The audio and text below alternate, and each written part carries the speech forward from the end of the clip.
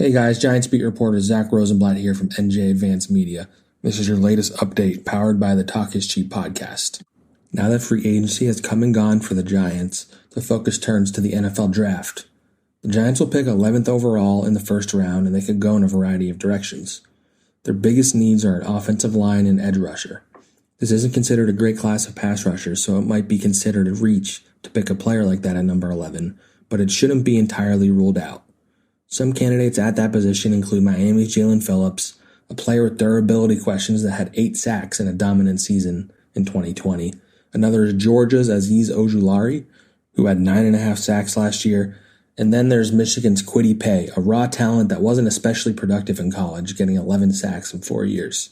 If they go with an offensive lineman, the top 2 candidates would be Northwestern's Rashawn Slater and USC's Elijah Vera Tucker, both who have the versatility to play guard or tackle.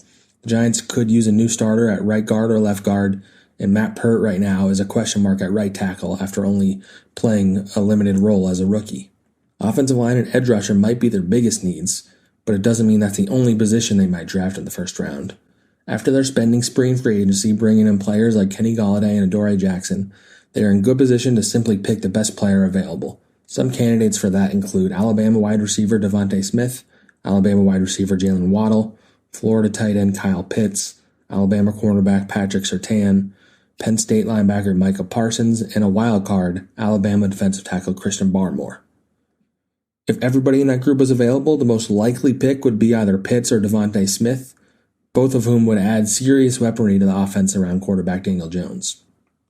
Remarkably, Dave Gettleman has been a GM for 8 drafts between the Panthers and Giants, and has never traded back a single time in his entire GM career, which spans 55 picks. That's a remarkable statistic that doesn't make much sense strategically.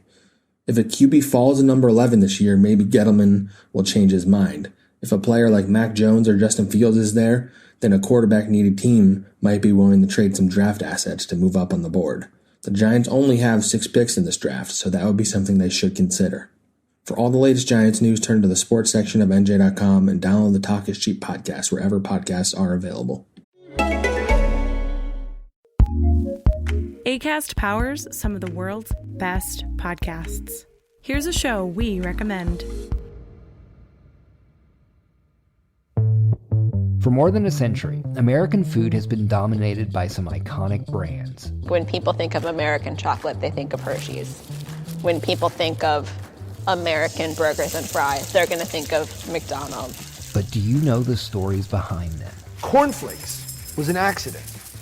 Welcome to The Food That Built America, a podcast from the History Channel and Aussie, where you'll hear about the remarkable food brands that transformed American life and culture and changed the world in the process. The idea that you're eating something that somebody somewhere far away is eating, that's a connection. Devour every episode of The Food That Built America wherever you get your podcasts.